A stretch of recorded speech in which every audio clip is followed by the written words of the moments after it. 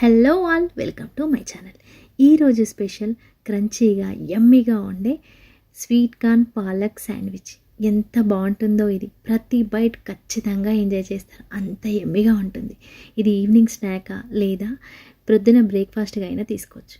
కానీ ఇది వేడిగా ఉన్నప్పుడు తింటేనే చాలా బాగుంటుంది. చల్లగా అయితే అస్సలు బాగోదని గుర్తుంచుకోండి.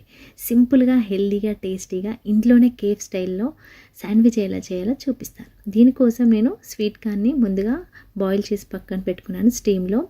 అలాగే ఒక 2-3 వెల్లుల్లి చిన్నగా కట్ చేసి పక్కన పెట్టుకోండి. ఇప్పుడు మిక్సీ జార్లో 4 ఎండుమిర్చి, ఒక 4-5 మిరియాలు వేసుకొని ఇలా కచ్చాపచ్చాగా దంచి పక్కన పెట్టుకోండి.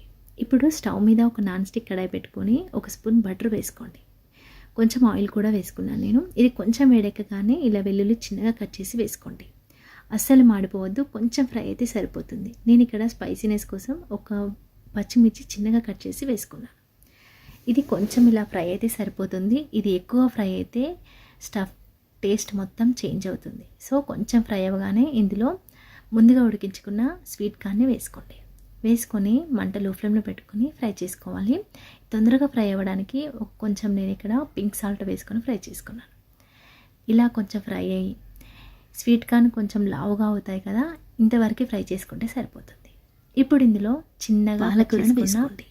కాడలు అస్సలు వేయొద్దండి, ఓన్లీ పాలకూర ఆకులనే వేసుకోండి. ఇలా చిన్నగా కట్ చేసుకొని వేసుకొని అంతా కలిసేలాగా బాగా కలుపుకోండి.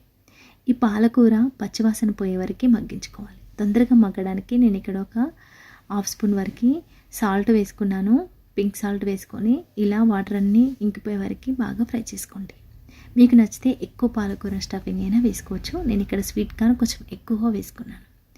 ఇప్పుడు ఇలా ఫ్రై అయిన తర్వాత ఇప్పుడు ఇందులో 1 స్పూన్ మైదా వేసుకొని అందులో 1 స్పూన్ బటర్ వేసుకొని ఇలా ఫ్రై చేసుకోవాలి. ఎక్కువగా ఫ్రై చేసుకోవద్దు, మైదా పిండి మాడిపోతుంది.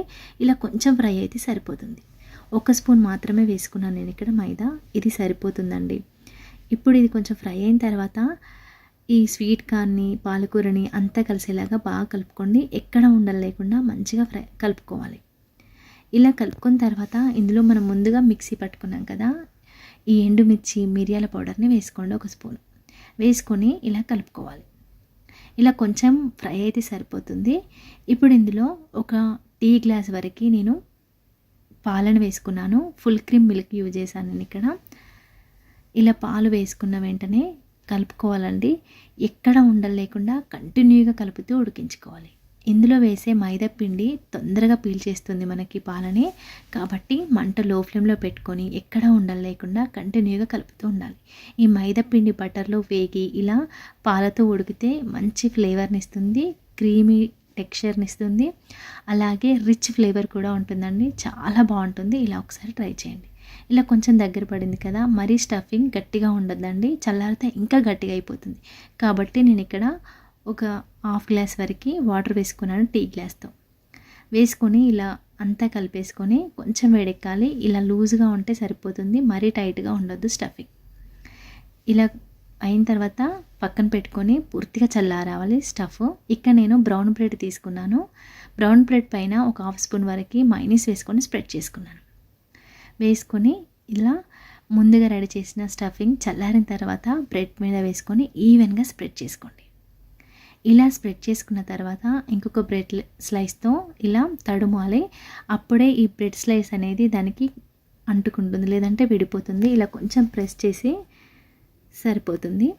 ఇప్పుడు ఇలా రెడీ అయిన బ్రెడ్ని మీరు బ్రెడ్ టోస్టర్లో అయినా, లేని వాళ్ళు నాన్ స్టిక్ ప్యాన్కి ఇలా బటర్ అప్లై చేసుకొని 2 వైపులా కాల్చుకోవాలి. ఇలా మంట మీడియం టు లో ఫ్లేమ్లో అడ్జస్ట్ చేసుకుంటూ చేయాలండి. ఫస్ట్ అయితే ప్యాన్ని బాగా హీట్ చేసుకోండి. హై ఫ్లేమ్లో హీట్ చేసుకున్న తర్వాత బ్రెడ్ ఇలా కాల్చుకోవాలి. పైన కొంచెం బటర్ అయినా నెయ్యి అయినా అప్లై చేసుకోవచ్చు. 2 వైపులా ఇలా అప్లై చేసుకొని 2 వైపులా బ్రౌన్ కలర్ వచ్చే వరకు మంట మీడియం టు లో ఫ్లేమ్లో కాల్చుకోవాలి. బ్రెడ్ వేసిన తర్వాత అస్సలు హై ఫ్లేమ్లో పెట్టొద్దండి స్టవ్. మీడియం టు లో ఫ్లేమ్లో పెట్టుకుంటేనే క్రంచీగా ఉంటుంది, మంచి కలర్గా వస్తుంది. ఈవెన్ కలర్ వచ్చే వరకు ఇలా కాల్చుకొని తీసుకోవడమే, అంతే. యమ్మీగా ఉండే healthy sweet corn palak sandwich ready అయింది. మీకు నచ్చిందా? మీకు నచ్చితే తప్పకుండా ట్రై చేయండి. మీకు ఎలా వచ్చిందో నాకు కామెంట్ సెక్షన్లో చెప్పడం అస్సలు మర్చిపోవద్దు. ఇది వేడిగానే బాగుంటుంది. ఇది స్నాక్ బాక్స్లోకి అస్సలు పనికిరాదని గుర్తుంచుకోండి. Thank you for watching. Please subscribe my channel. ఇది టమాటా కచప్తో సర్వ్ చేస్తే చాలా బాగుంటుంది.